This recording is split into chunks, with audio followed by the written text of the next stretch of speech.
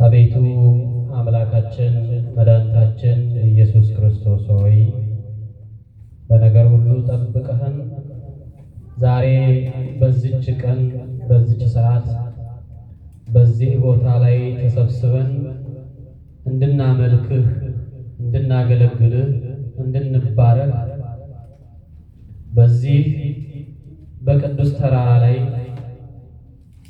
በሕያው ቃል በተጻፈበት በቃል ኪዳን ታቦት ፊት ስለሰበሰብከን አባታችን ሆይ እናመሰግንሃለን። የተከበራችሁ የክርስቶስ ቤተሰቦች፣ የእመቤታችን የቅድስት ድንግል ማርያም ወዳጆች ሁላችሁም በልጁ በኢየሱስ ክርስቶስ ሰላምና ፍቅር እንደምን ቆያችሁ? እንደምን ቆያችሁ? እንደምንስ ለዚህ ሳደረሳችሁ? አሜን።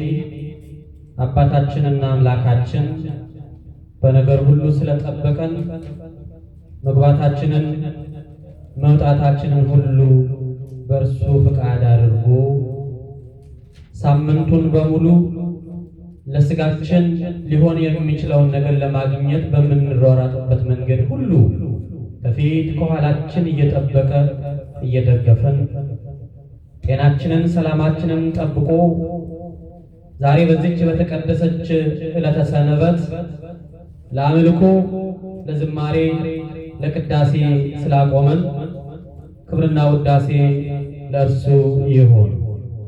ምስጋናችንን አምላካችን ይቀበልልን። ባለን ጥቂት ጊዜ በቅዳሴው ጊዜ ላይ የተነበበውን ከማቴዎስ ወንጌል አንስተን እናየዋለን። እግዚአብሔር አእምሯችንን ይክፈትልን። የሚነገረን የምንሰማውን ቃሉን እንድናስተውል እንደ አባቶቻችን እንደ ሐዋርያት እንደ ቅዱሳን እንደ ሰማዕታት አእምሯችንን ከፍቶ የማስተዋል ሕሊናችንን ብሩህ ያድርግልን።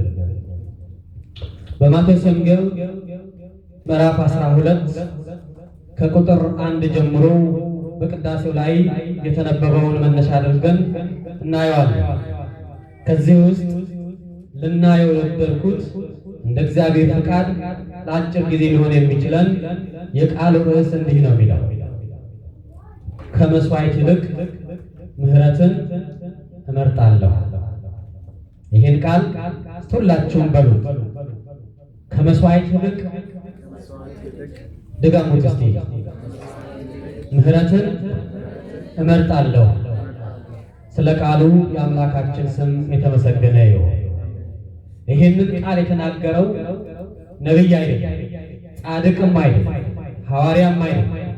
ይህን ቃል የተናገረው የሰማይ የምድር ንጉሥ የድንግል ማርያም ልጅ የሐዲስ ኪዳን መስራች ኢየሱስ ክርስቶስ ነው።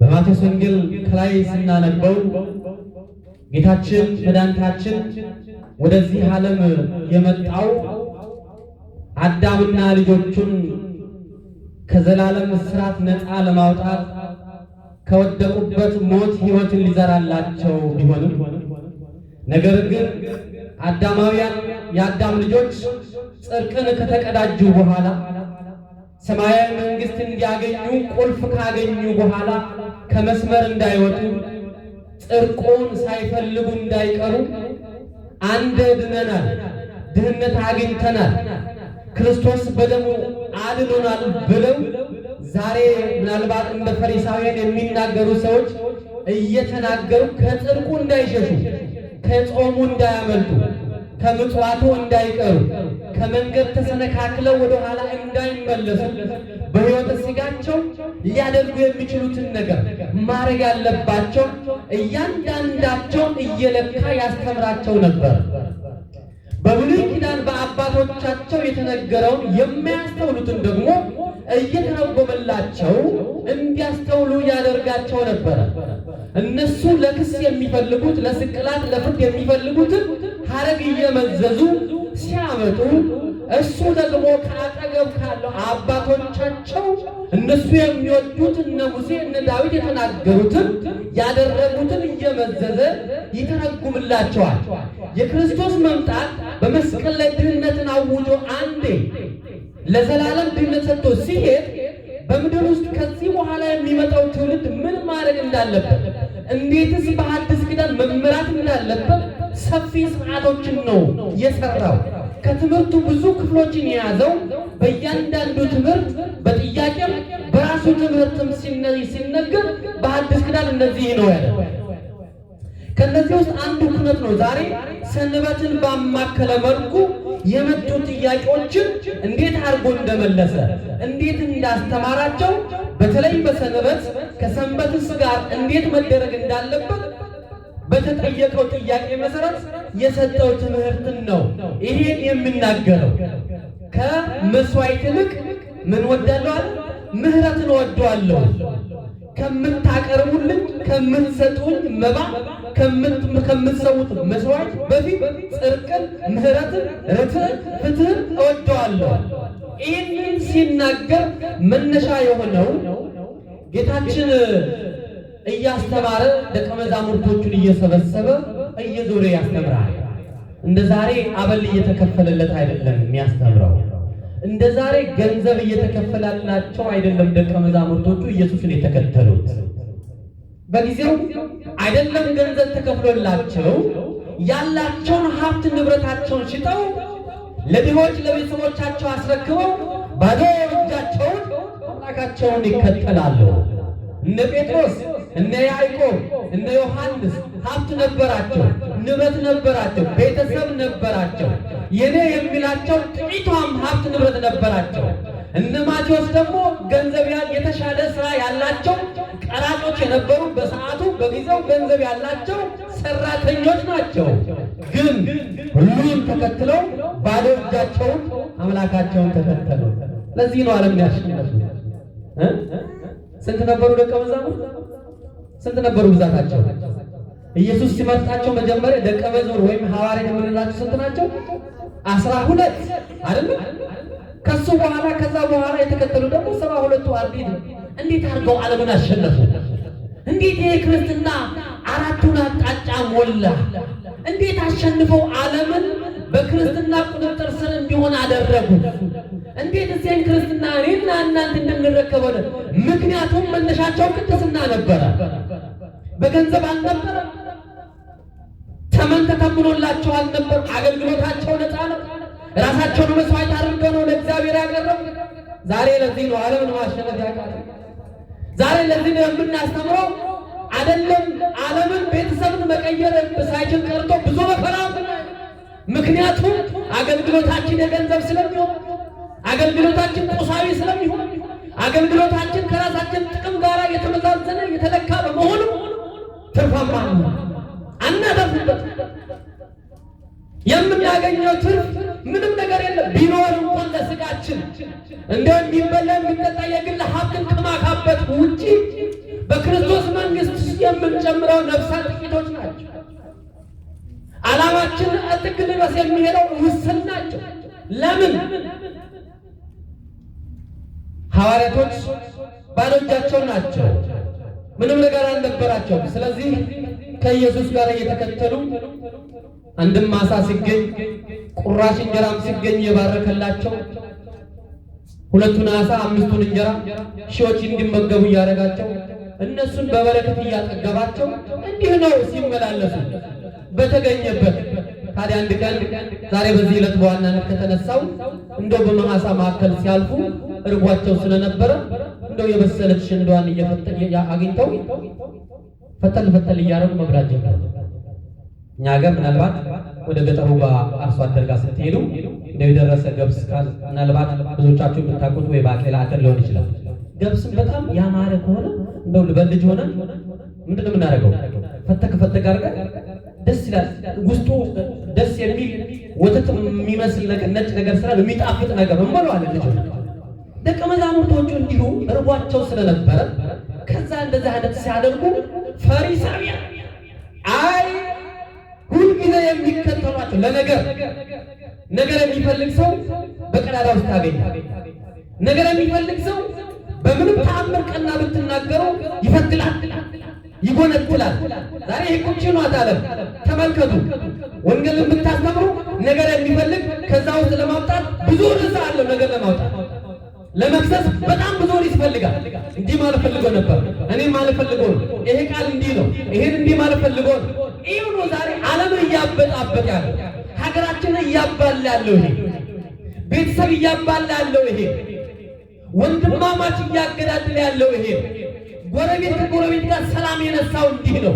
እንዲህ ማለት ፈልጋል፣ እንዲህ ማለት ፈልገው ሲያየው እንኳን አስተያየቱ ጥሩ አይደለም። አየው ፊቱ ላይ አንብቤዋለሁ ይላል። በማየው እንደ ንግግሩ ፊቱ ሁሉ እንደዚህ እንዲህ ማለት ፈልጋል ነው። ስትናገር አንተሽን እንደዚህ እንዲፈልግ ስለማትፈልግ ስለማትወደኝ እንዲፈልግ ወይ ነው አስበው ሊሆን ይችላል። ያላሰበው ያልተናገረው እንዲፈልግ ራሱ ተርጉሞ ራሱ የሚጣል ራሱ ትርጉም ሰጥቶ ራሱ ደግሞ መስመር ቀይ መስመር የሚያሰምርበት ዓለም ላይ ያለ። ለዚህ ነው ብዙ ሁከትን የምናየው። ለዚህ ነው ብዙ መከራዎችን የምናየው። ለዚህ ነው በቤተሰብ መካከል በእያንዳንዱ ቦታ ላይ እያንዳንዱ በራሱ ትርጓሜ ስለሚተረጉም ለነገር ሲነሳ ነገሩ ብዙ ነው። ፈሪሳውያን ኢየሱስን የሚከተሉት ለእውቀት ንስሐ ለመግባት ለማመን አይደለም፣ ነገር ፈልገው ለክስ የሚያበቃቸውን ነገር እየፈለጉ ለመክሰስ ነው የሚከተሉት። ስለዚህ እንዲህ ሲሉ ወደ አሁኑ ምን ያሉ የሁሉታ ብለናችሁ ነበር፣ የሙሴን ሕግ እየሻረ ነው የሰው ብለናችሁ ነበር፣ እኔ አምላክ ነኝ እያለ እንደነበር ነግረናችሁ ነበር። በተለይ ደግሞ ሙሴ የሰጠንን የኦሪትን ቃል የሚሽር ነው አላልናችሁም?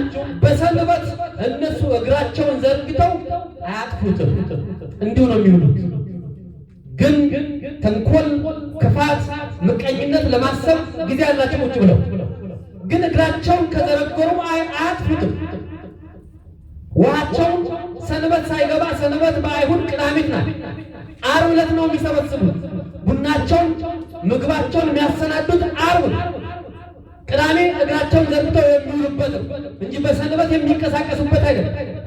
ጌታ ግን ለድህነት፣ ለትምህርት፣ ለወንጌል እየተንቀሳቀሰ ሽባውን እየተረተረ በሽተኛውን እያዳነ በጭንቀት ውስጥ ያለውን እያጽናና እየዞረ ሰንበት ላይ መተኛት፣ መቀመጥ፣ እግር ዘርግቶ ጫት ይዞ መጠጥ ሰብስቦ ነገር እየገለጡ መዋልን ሳይሆን በሰንበት መልካም ማድረግ፣ የተራቡን ማብላት፣ የተጠማውን ማጠጣት፣ የተቸገረውን መጠየቅ፣ የታመመውን መጎብኘት፣ የታሰረውን መጎብኘት እንደነበረ ለማሳየት በሚሄድበት ጊዜ ብለናችሁ ነበር አሉት። በዚህ ጊዜ ነው ኢየሱስ ሰማቸውና እንዲህ ብሎ መለሳቸው። እርሱም እንዲህ አለ፣ ወደ እግዚአብሔር ቤት እንግዲህ ስለ ዳዊት ያመጣላችኋል። እነሆ ደቀ መዛሙርት በሰንበት ሊደረግ የማይገባው ሲያደርግ አየን ይውጣል። እርሱም አላቸው፣ እርሱ በተራበ ጊዜ ከእርሱ ጋር የነበሩት በተራቡ ጊዜ ዳዊት ያደረገውን ወደ እግዚአብሔር ቤት እንደገባ ከካህናትም ብቻ በቀር እርሱ ሊበላ የማይገባውን ከእርሱ ጋር የነበሩት ሊበሉት የማይገባቸውን የመስዋዕቱን ኅብስት እንደበላ አላነበባችሁምን? በቤተ መቅደስ የሚያገለግሉ ካህናት ሰንበትን እንደሚሽሯት በደልም እንደማይሆንባቸው በኦሪት ያለውን አላነበባችሁምን? እኔም ከቤተ መቅደስ የሚበልጥ እዚህ እንዳለ እላችኋለሁ። ከመስዋዕት ይልቅ ምሕረትን እመርጣለሁ ያለውን አላነበባችሁምን? አልተረዳችሁምን? ብሎ መለሰላቸው። ይህን ሊያመጣ የፈለገው ዳዊት በጣም የሚወዱት በጣም የሚያከብሩት እግዚአብሔርም እንደ ልብ ያላቸው እንደ ልብ ያለው እስራኤላውያን እስካሁን ድረስ እንደ ዳዊት የሚሆን ንጉሥ የለንም ብሎ ያምናል። ዳዊት ለእነሱ የተለየ ንጉሥ ነብይ ብቻ አይደለም። ንግስናው የእስራኤላውያን የአሸናፊነት መንፈስ ነበር። የዳዊት ገና ከሕፃንነቱ ከጎልያድ ጊዜ ጀምሮ የነበረው የዳዊት ዘመን እንዲህ ነው። ስለዚህ በጣም ከፍ ያለ ቦታ ይኖራል። ከነቢይ ሙሴ ከንጉሥ ደግሞ ዳዊት የተለየ ክብር ቦታ አለ። ያ የሚወዱት ዳዊት ግን ከሳኦል እየሸሸ በነበረበት ጊዜ ከእርሱ ጋር ያሉት ሎሌዎችን ጨምሮ ለ3-4 ቀን ምግብ አልበላም ነበር፣ ርቧቸው ነበረ። ስለዚህ አሁን ከረሃብ ከመሞት ይልቅ በአጠገቡ ካለው ወደ አቤሜሌክ ወደ ካህኑ ሄዶ እንዲህ አለው፣ እባክህ ካህኑ አቤሜሌክ አባቴ ሆይ የሚበላ ነገር አለ ወይ? እኔም ሎሌዎቼም ሰውነታችን ምግብ በማጣት ጠውልጓል፣ ልታድነን ትችለው ይሆን አለው። አቤሜሌክም እንዲህ አለው፣ ሌሎች ሰዎች የሚበሉት ማንኛውም ሰው የሚበላው ምግብና መጠጥ የለኝም፣ ነገር ግን ለካህን ብቻ የተፈቀደ መስዋዕት ነው ያለኝ። ያ መስዋዕት ደግሞ የተፈቀደው ካህን ብቻ መብላት የሚችል ተረፈ መስዋዕት ሆኖ የሚቀርብ ለካህን የሚሰጥ እንጂ ለሌላው ሕዝብ የሚሆን አይደለም።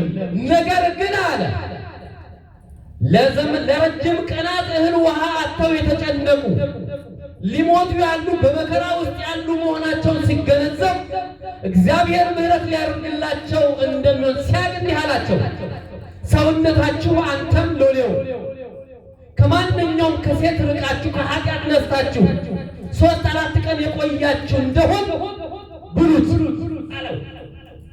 አዎ አባቴ፣ እኔም ሎሌዎቼም ምንም ከኃጢአት ከሴት ርቀን ቆይተናል፣ ምንም ነገር ያደረግነው ነገር የለም፣ እባክህ አለው። ሰጠው። ካህኑን ሊነካው ሊበላ የሚችል መስዋዕቱን የማይነካውን የማይበላው ዳዊትና ሌሎቹ በሉት። ታዲያ ይሄ ለዳዊትም ለሌሎችም ኃጢአት ሆኖ ተቆጠረላቸው። ይሄን አላነበባችሁም አላቸው። ማንም? ፈሪሳውያን። አያችሁ፣ እናንተ የምትወዱት እኮ ዳዊት ሕግን ሽሮ እንዲህ ሲሆን ኃጢአት አልሆነበትም። ይሄን መገንዘብ እንዴት አቃታችሁ?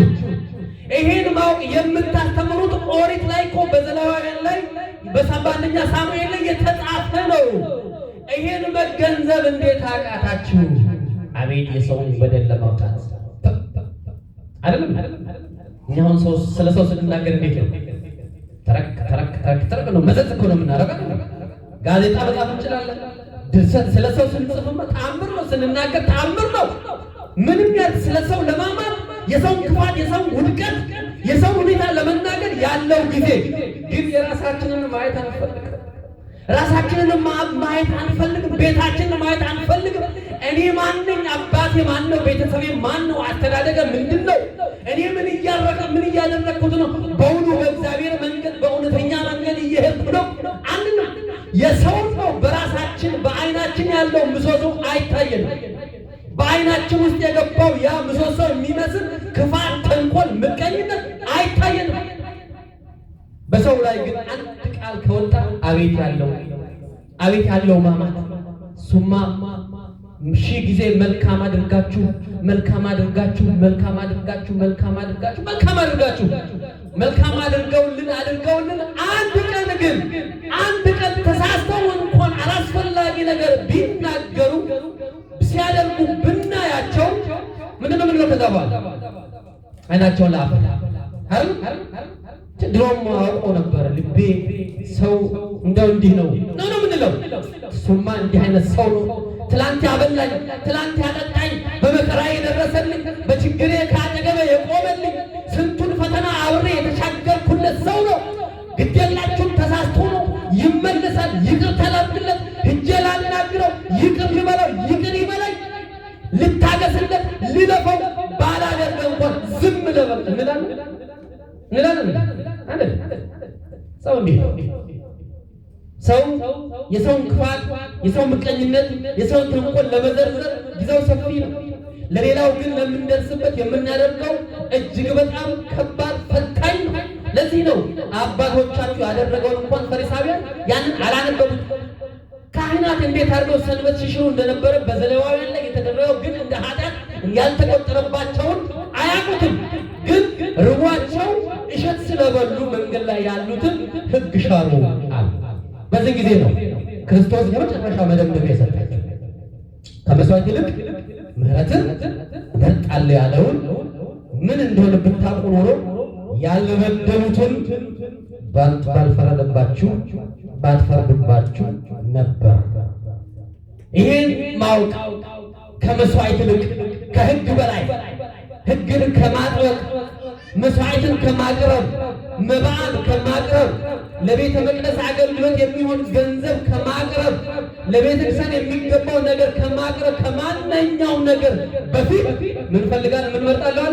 ጽድቅን፣ ፍትህን፣ ርትዕን፣ እውነትን፣ መልካምነትን፣ ደግነትን፣ ቅንነትን፣ የዋህነትን እነዚህ ናቸው ነው መጀመሪያ የሚፈልጋቸው። መስዋዕትን አይደለም፣ ገንዘብን አይደለም፣ ጉልበትንም አይደለም። አንዳንድ ጊዜ ሰዎች እግዚአብሔርን በገንዘብ መደለብ ይፈልጋሉ።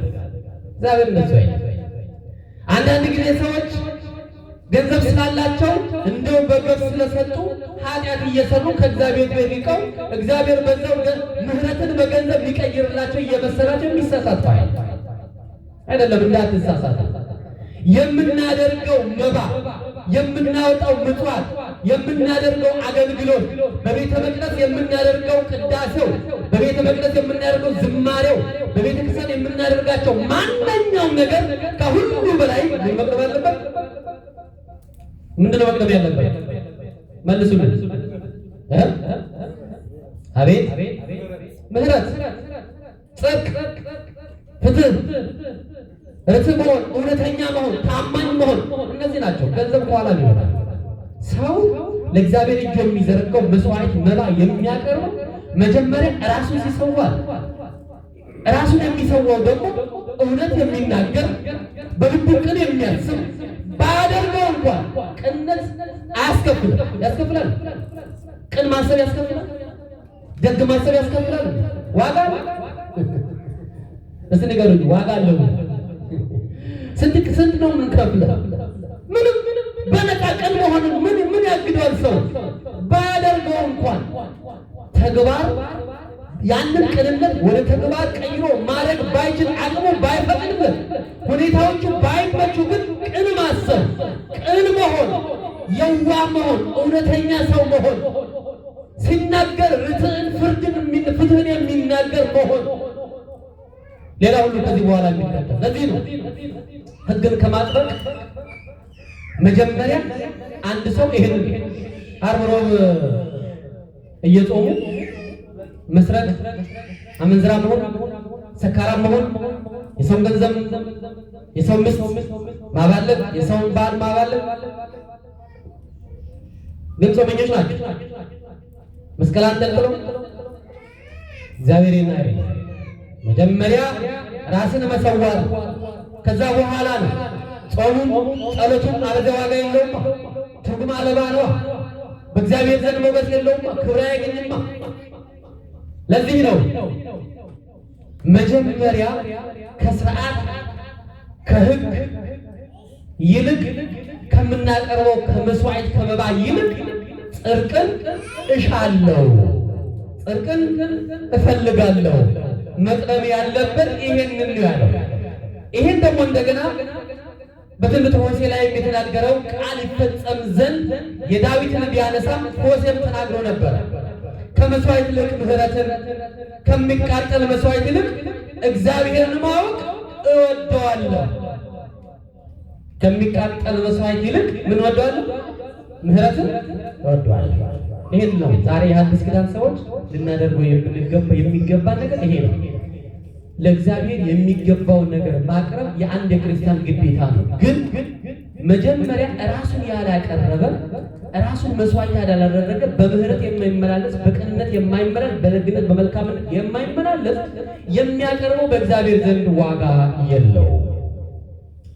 ይሄንን ሌላውን ሲያጠቃልል ከቁጥር 9 ጀምሮ እስከ መጨረሻው ደግሞ ይሄንንም ሁለተኛ ርዕስ አድርጎ ይናገራል። በሰንበት ዕለት አሁን በተመሳሳይ ቀን ከቁጥር 9 ጀምሮ እስከ ቁጥር 15 ድረስ ያለው በተመሳሳይ ጌታ ኢየሱስ ክርስቶስ ከደቀ መዛሙርቶቹ ጋር እየሄደ የታመሙትን ቅድም ብያቸዋለሁ። ሰንበት መልካም እንድናደርግ የተፈቀደልን መሆኑን እዚህ ጋር ደግሞ በደንብ አድርጋችሁ ከላይ ያለው ሊሳጽ ያለበት ነው። ይሄኛው ደግሞ በሰንበት ምንና እንዴት ማድረግ እንዳለብን የምናስተውልበት ነው። አሁን በሰንበት መፈወስን በሰንበት የታመመውን ሲፈውስ በሰንበት ፈወሰ ብለው እነሱ ባደረጉት ወይ ባሙት ሐሜት እንዲህ አላቸው፣ በእውኑ ከእናንተ መካከል እንደው በግ ወደ ገደል ብትገባ ሰንበት ነውና አላወጣም ብላችሁ የሚቀመጥ ሰው አለ ወይ? የሚያደርግ ይኖራል? አይሁን ይግሩን ዘርግቶ እንደው በጓ ወይ ፍየሏ ገደል ውስጥ ብትገባ ሰንበት ነውና አላወጣም የሚል ሰው አይኖር። ማንም ያደርግ። ስለዚህ እንዲህ አላቸው፣ እኔም የመጣሁት አሁን ገደል ውስጥ የወደቁትን ላወጣ ነው። ሰንበት የተፈቀደው ለዚህ ነው። የወደቁትን ላነሳ፣ የተቸገሩትን ላነሳ፣ የታመሙትን መድኃኒት ልሆንላቸው። በመከራው በጎቼ ናቸው። እናንተ በጎቻችሁ ወደ ገደል ሲገቡ ዝም ብላችሁ እንደማታዩ ሁሉ እኔም በጎቼ በመከራ በስቃይ በችግር በገደል ውስጥ እንዳሉ ስለማል እንዲሁ ዝም አልልም፣ አወጣቸዋል። የመጣሁት አለ ኃጢአንን ላነሳ፣ ጻድቃንን ልጠራ ሳይሆን ኃጢአንን መላረግ ሊሰበስብ ላነሳቸው ነው የመጣሁኝ። ጻድቃንን ልሰበስብ። እናንተ ጻድቅ ነን ብላችሁ ሊሆን ይችላል፣ መልካም አድርጋችሁ ሊሆን ይችላል። እኔ ግን የታመሙት ድውያንን ልፈውስ፣ በነፍስ ሥጋ የታሰሩትን ነፃ ላወጣ፣ በጨለማ ውስጥ ያሉትን ብርሃን ልሆንላቸው ነው የመጣሁት። ስለዚህ አለ በሰንበት መልካም እንድታደርጉ ይሁን ብሎ አስተማራቸው። ለዚህ ነው በሰንበት አባቶቻችን ምን ማድረግ እንዳለብን ያስተማሩ።